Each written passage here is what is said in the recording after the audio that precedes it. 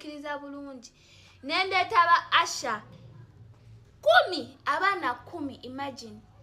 netukola emmeeza zo esoka ebintu byali disorganized emmeeza twatetenkanya nga ntetenkanye obutebe nembugula nga mu ssente zange okitegera tutuuka ekivulu kiwedde nkugamba ompe ssente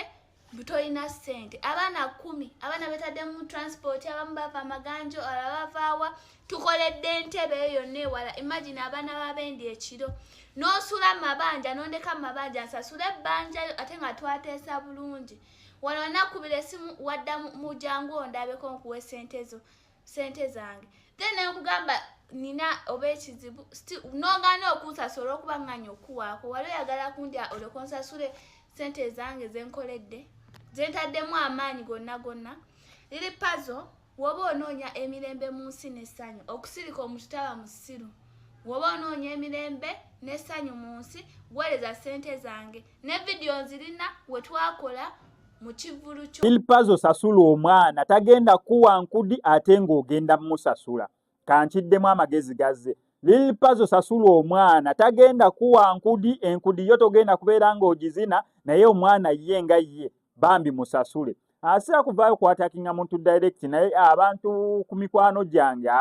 awo ntabukamukko Rominaki abatamanyi mwana muwala na TikTok account ye tamulya ddala obulungi neera kwakolera obulango bwe business ye n'ebisigadde ng'ebyo business ze kwazitambuliza so yavaayo n'atandikawo business ye ya abaana bano ba Asha abaniriza abantu ku mikolo abasavinga drinks ku mikolo egy'enjawulo kwaniriza kusavinga kwegamba babeerawe batyo ba Asha emirimu gyabwe mugimanyi bulungi nnyo gye bakola so watandikawo business na Lil Puzzle awo yategekera enkudi festival era bw'atyo n'amutuukirira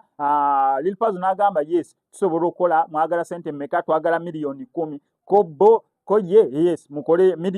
yabagamba miliyoni emu sorry miliyoni emu gye twagala tuli abawala 10 engeri gye tugenda okukola ekiro kiramba tulina okukolako kino na kino transport n'ebisigadde ng'ebyo wotuwe mu buli omu emitwalo 10 then ne tukolesaako kale 3 mu transport omwana n'afiisa tugeze emitwalo 7 oba 6 kisinziira kubanga n'ebyokulya n'okunywa balina obeera okwo kati tugambe bakolesezaako enakukozesa ebyo ate asigazeyo 6 oba 5 nga Girl Child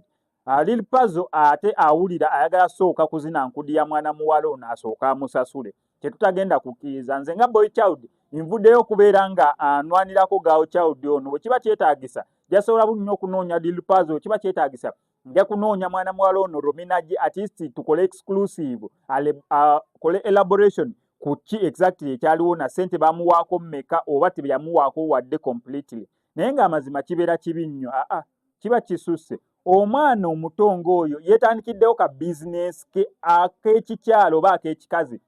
asobole obutagenda mu nsonga za nkudi ez'okubeera ng'asabiriza ate abasajja bamukwasiza eyo ovanga ku baana abafaanaganako nga we bati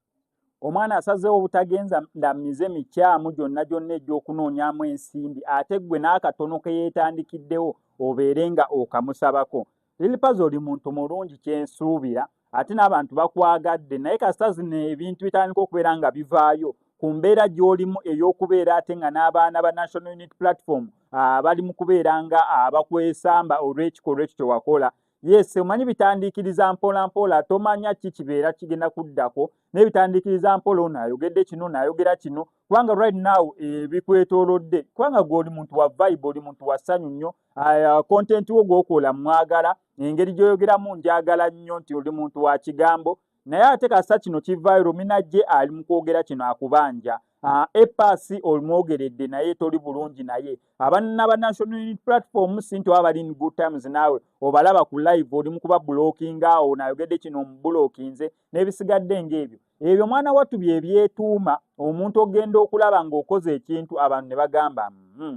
awo n'okola ekintu abantu ne bagamba nedda yes Lil Puzzle kamulabire eno wala naye saagala musemberera bambi mu nkola ennungi ey'obuntu bulamu Lil Puzzle mbadde nkusaba artist ba Girl Child baneno sobola okubeera nga obawa akasente kaabwe ke baakolerera tebagenda kwegayirira nedda kubanga baakola tetugenda bambi tukwegayirira naye bambi kola ky'osobola kyonna ka business ko nga wootayagala afina mugero akayingiremu walaja na I tell you a sad story about my life gwe nabano nabo tebaagala kugamba sad story about their life so bambi basasule basobole okubeera nga batambuza obulamu nkiddamu gagwe ka business ko owalaja nanga fina mugero akayingiridde n'otubulya sad story about your life ne bana bawala bano tebaagala bakubulye sad story about their life bambi basasule akasente kaabwe ensonga esobola okubeera ng'etambula bulungi. So obumu ku butambi bwe buno mu fu naye nga sinabeeranga mbukuteerako kankusaba mbe subscribing nga ku SMX Media tojja kubeera nga missing updates naddala nga zino mu kivulu kyo abanjase nemeka abanjase nemeka abaana baali 10 twateesa bulungi obaani gwe yali naye ne mugamba atuwe like akakadde kamuwe kati kokka wanditeesiza n'ogamba oba sijja zisobola oba kankuwe zino 5 kitegeera. Imagine here ekiro omwana w'abendi omuwala n'asula nga atunula teyansasula n'ayagala okwebakako ate n'ayagala okuneebakako ojja kukati ogenda kundaba kimaafiya mbadde nsirikidde ebbanga nkweza voice note sebo namweza neno voice note temugamba mazima ddala wagaana okunsasula manyi kyeyanziramu bwensi bwetyo munnange abantu bwe batyoza nze nafunamu ki naye kushoza okola kyogamba n'okwata emitaata n'ogamba kangawona omwana asasula abawala abaakola abaana ekisooka baagula empale twatekamu uniform twatekamu transport tukaname mwali mutandika bantu ekibiina kyange ekya asharing kyali kitandika naye n'ogaana osasula ate n'ondaga nti weekaza ogenda kundaba kimaafi oba mwateesanga yakuwa platform ogire okole asharing ofune akatale mwateesa mutya twateesa ssente sandirese kale nemba njagala platform sandirese abo bonna abaana okitegeera kuba bali abaana baali bakusasulwa okitegeera n'oba ompadde platform kijompadde nga tompositinze nga nze okitegeera nedda mukwano ogenda kundaba kimaafi kati batakusasula ogenda mukola ki agenda kundaba kimaafi noyogera like that nolaga nti osese munaku ya muno nga naawe oli mukazi. Imagine nga muwalawo oba bawalawo abaana abawala bagezaako okutandika ekintu kyabwe oba bagezaako okukola okubeezaawo obulamu ne babeera nga buli we bakola tebasasula ate nga bateekamu. How do you feel nga kiri ku ggwe omukyala yenna ayogera? First of all okola mu kivulu okeera n'ogenda ku makya ogula uniform oteekamu ssente oteekamu transport n'ebirala n'ogattako okuyimirira. Do you know standing for the whole night? Do you know standing for the whole night? Do you know serving guests? Bekoya and ng'olina abantu bangi bali mabegago then someone naberi n'atakusasula abaana bangi you have to pay them bagenda kulaba bintu tosasudde batadde mu transport waabwe abantu bava wala. Imagine kati omwana omuwala oba omwetamisa okukola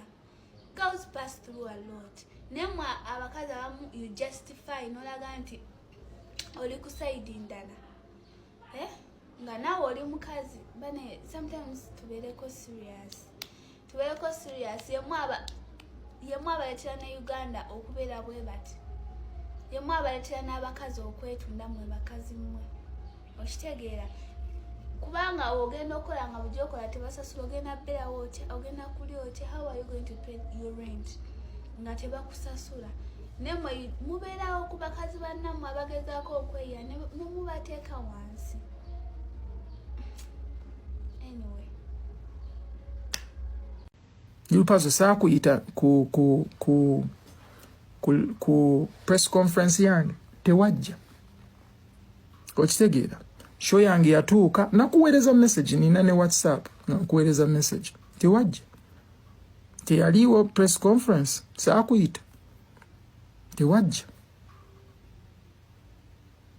then ozze ku internet oli mu kuyomba n'abantu mbusimanya tebansupport nze era naseka busesi bwe nalaba post yo. So kiba kirungi ebintu obikole mu bulala bw'obanga olina kyoyagala okwogera kiyiseewo nga ne tokiyisiza mu side eyo ya kukontanya bantu because nze saagala buvuyo. Actually leero lwe lunaku lw'ensembyeyo okwogera ebintu bwe biti kuno sitera nnyo okwagala buvuyo njagala nnyo nenkola music wange abampagira ne bajja ne bampagira nga ne sitaddewo nnyo mbeera kozi nina abantu bangi puzzle abansupportinga nga bawagira NRM nga bawagira DP nga bawagira Pirawo PLU bansonyi si Pirawo PLU nga bawagira PLU nga bawagira bali aba green kwegamba basically abantu baba bangi okitegeera so tetusobola nnyo kunyigisa mbo simanya gundi side eri ino kikola ogo si mulimu gwabwe nebwe bagweteekako guba gwabwe because they want to support you oba okitegeera